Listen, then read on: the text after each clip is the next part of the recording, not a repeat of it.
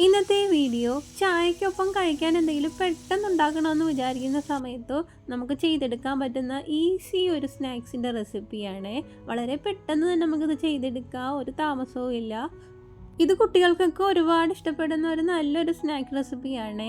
ഇതിനായിട്ട് ഞാൻ എടുത്തേക്കുന്നത് ഉരുളക്കിഴങ്ങാണ് എടുത്തേക്കുന്നത്. നമുക്ക് ആവശ്യാനുസരണം എടുക്കാം ഉരുളക്കിഴങ്ങ്. ഇപ്പം ഒരു ഉരുളക്കിഴങ്ങിലായാലും നമുക്കൊരു പാത്രം നിറയെ നമുക്ക് ഉണ്ടാക്കി എടുക്കാൻ പറ്റും. ഞാനിവിടെ ഒരു 3 ഉരുളക്കിഴങ്ങ് എടുത്തിട്ടുണ്ട്. എന്നിട്ട് നമുക്ക് നല്ല രീതിയിൽ ഉരുളക്കിഴങ്ങൊന്ന് ചെത്തി ഒന്ന് വൃത്തിയാക്കി എടുക്കാം. ഈ രീതിയിൽ വേണം നമ്മളതൊന്ന് കട്ട് ചെയ്ത് വെക്കാനായിട്ട്. ഇനി നമ്മളത് നീളത്തിലും കൂടെ അരിഞ്ഞെടുക്കുവേ.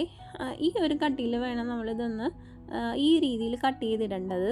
എന്നിട്ട് വേണം നമ്മൾ നീളത്തിൽ നമ്മൾ അരിഞ്ഞെടുക്കേണ്ടത്.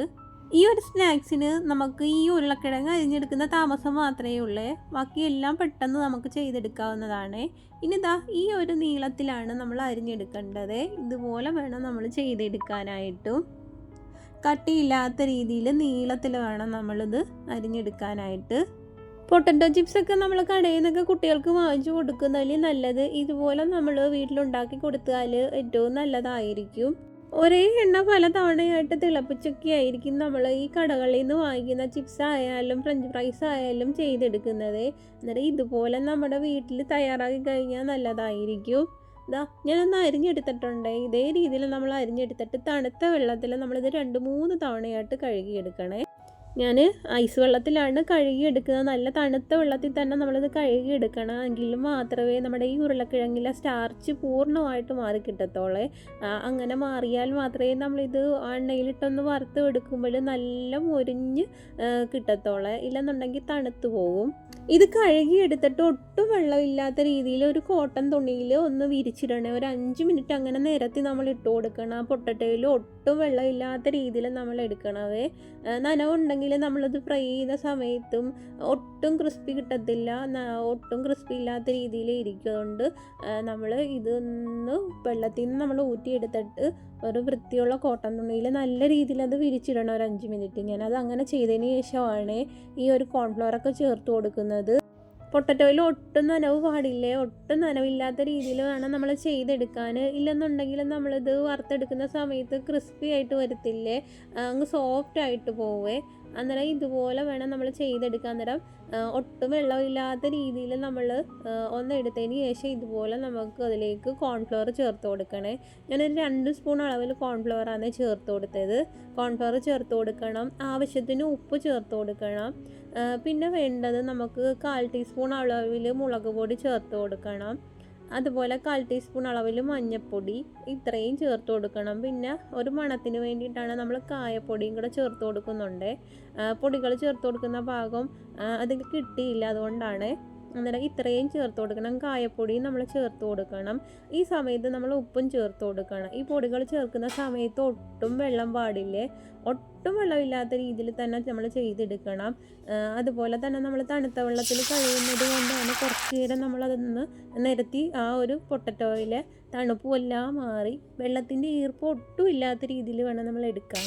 എന്നിട്ട് നമുക്കിനി ഫ്രൈ ചെയ്യണം. ഫ്രൈ ചെയ്യുന്ന സമയത്ത് ആദ്യം നമുക്ക് കറിവേപ്പിലയും വെളുത്തുള്ളിയും ഒന്ന് ഫ്രൈ ചെയ്ത് മാറ്റണവേ.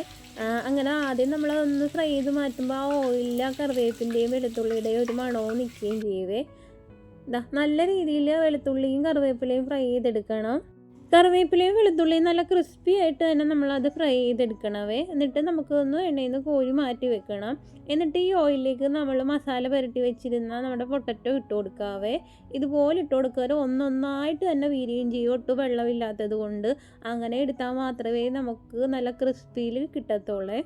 വളരെ എളുപ്പത്തിൽ ചെയ്തെടുക്കാൻ പറ്റുന്ന ഒരു സ്നാക്സാണ് ഈ പൊട്ടറ്റോ സ്നാക്സ്. എന്നാൽ നമ്മളിത് ഫ്രൈ ചെയ്യുന്ന സമയത്ത് ശ്രദ്ധിക്കേണ്ടതെന്ന് പറഞ്ഞാൽ ഒട്ടും വെള്ളമില്ലാത്ത രീതിയിൽ തന്നെ വേണം നമ്മൾ പൊട്ടറ്റോ എടുക്കാൻ. പൊട്ടറ്റോയിൽ വെള്ളത്തിൻ്റെ ഈർപ്പം ഉണ്ടെങ്കിൽ നമ്മൾ ഫ്രൈ ചെയ്യുന്ന സമയത്ത് ക്രിസ്പി ആയി കിട്ടത്തില്ലേ, തണുത്ത് തന്നെ പോവേ.